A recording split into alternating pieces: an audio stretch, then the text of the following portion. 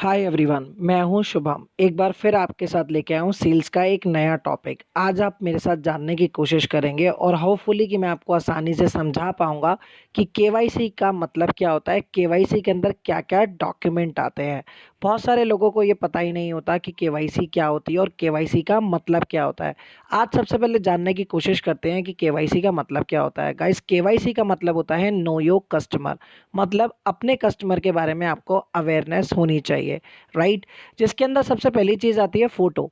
Photo एक common चीज़ होती है जिसके बारे में हम सबको अवेयरनेस होनी चाहिए कि जब भी आप बैंक में अकाउंट खुलवाने के लिए जाते हैं तो बैंक आपको बोलता है कि आपकी करंट फ़ोटो होनी चाहिए, ब्लैक एंड वाइट नहीं होनी चाहिए, और मोस्ट ऑफ द इम्पॉर्टेंट आपकी सेल्फी फ़ोटो नहीं होनी चाहिए, राइट।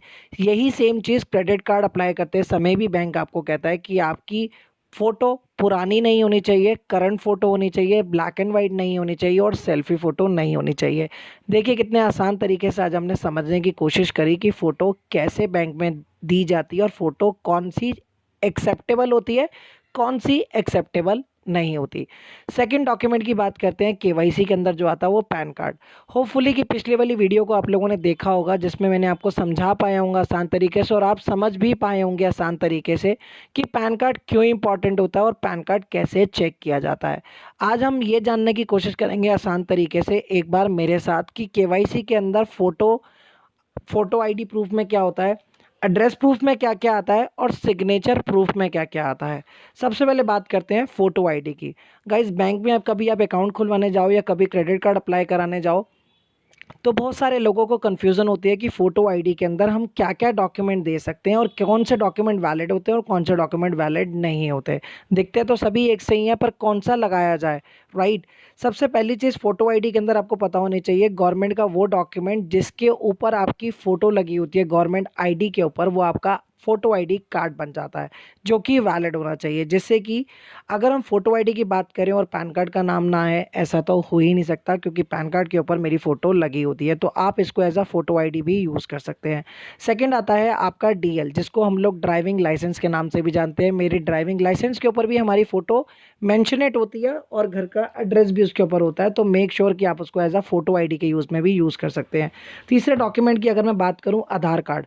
आधार कार्ड के ऊपर भी आपकी फ़ोटो होती है, तो मेक श्योर कि आप इसको भी as a photo ID address proof के अंदर आप इसको यूज़ कर सकते हैं। उसके बाद आता है हमारा वोटर आईडी कार्ड, जिसको आप लोग वोटर आईडी कार्ड यानी कि जिसको हम पहचान पत्र के नाम से भी जानते हैं, आप इसको भी as a photo ID address proof के अंदर यूज़ कर सकते हैं। देखिए कितने आसान तरीके से हमने समझने की कोशिश करी कि फ़ोटो आईडी के अंदर कौन-कौन से केवाईसी के डॉक्यूमेंट आते हैं। अब समझने की कोशिश ये करते हैं कि एड्रेस प्रूफ में क्या-क्या आता है और हम बैंक में क्या-क्या लगा सकते हैं और फ्यूचर में भी कभी अगर एड्रेस प्रूफ देना पड़े तो क्या-क्या वैलिड हो सकता है एड्रेस प्रूफ में और क्या-क्या वैलिड नहीं हो सकता। अब ये जानने की कोशिश करेंगे एक आसान तरीके से मेरे साथ।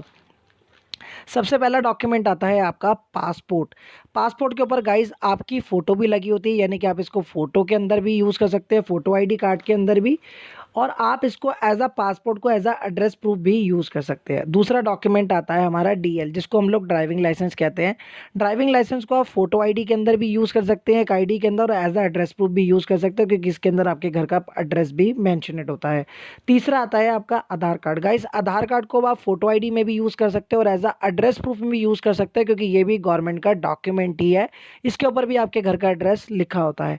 उसके बाद आता है आप एड्रेस प्रूफ में as a water bill, postpaid connection का बिल भी यूज़ कर सकते हैं। आप इसके अंदर बैंक की स्टेटमेंट भी अपनी यूज़ कर सकते हो क्योंकि आपकी बैंक की स्टेटमेंट पे भी आपके घर का एड्रेस लिखा होता है। आप अगर कोई क्रेडिट कार्ड यूज़ कर रहे हो तो आप उस पे आने वाली क्रेडिट कार्ड की स्टेटमेंट को भी as a address proof use कर सकते हैं क्योंकि उसके ऊपर भी आपके घर का एड्रेस लिखा होता है। देखिए गाइज़, एक बार फिर हम आसान तरीके से समझ पाए कि एड्रेस प्रूफ के अंदर क्या-क्या आता है और एड्रेस प्रूफ के अंदर क्या-क्या नहीं आ सकता। अब इसके बारे में बात करते हैं। जैसे कि गाइड, इसका मतलब ये नहीं है कि जिस डॉक्यूमेंट पे मेरी फ़ोटो लगी हुई है वो as a address proof use किया जाए। जैसे कि क्या-क्या एड्रेस प्रूफ में नहीं जाता, एक छोटे से एग्जांपल्स के थ्रू समझने की कोशिश करते हैं। जैसे कि यूनिवर्सिटी का आईडी कार्ड, आपकी यूनिवर्सिटी के आईडी कार्ड के ऊपर गाइज आपकी फ़ोटो लगी होती है, इसका मतलब ये नहीं कि ये एज़ अ एड्रेस प्रूफ आपका यूज़ हो जाए। दूसरी चीज़ अगर मैं बात करूँ, आपका स्कूल आईडी कार्ड, अगर स्कूल आईडी कार्ड है जिसके ऊपर आईडी आपकी फ़ोटो लगी पड़ी है, ज़रूरी नहीं कि वो भी एक्सेप्टेबल में चला जाए, वो भी वैलिड नहीं होता, राइट। अब चलने की जानने की कोशिश करते हैं गाइस, सिग्नेचर प्रूफ के अंदर कौन कौन से डॉक्यूमेंट्स आते हैं। सिग्नेचर प्रूफ के अंदर आता है आपका पैन कार्ड। पैन कार्ड को आप फोटो आईडी के अंदर भी यूज़ कर सकते हो और एज अ सिग्नेचर प्रूफ भी यूज़ कर सकते हैं। सेकंड डॉक्यूमेंट आता है हमारा डीएल, जिसको हम लोग ड्राइविंग लाइसेंस कहते हैं। आपका ड्राइविंग लाइसेंस तीनों आईडियो को पूरा करता है, यानी कि इस पर आपकी फोटो भी होती है, आपके घर का एड्रेस भी होता है और आप इसको एज अ सिग्नेचर प्रूफ भी यूज़ कर सकते हैं। उसके बाद आता है गाइज आपका पासपोर्ट, जिसके ऊपर आपकी फ़ोटो लगी होती है, आपके सिग्नेचर होते हैं और आपके घर का एड्रेस भी होता है। ये भी एक ऐसा कॉमन डॉक्यूमेंट है जिसको आप तीनों डॉक्यूमेंट्स में ऐड ऑन कर सकते हैं, right.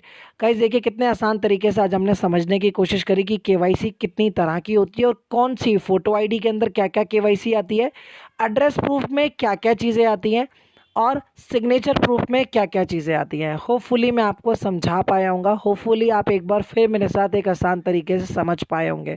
Thank you for listening, have a good day.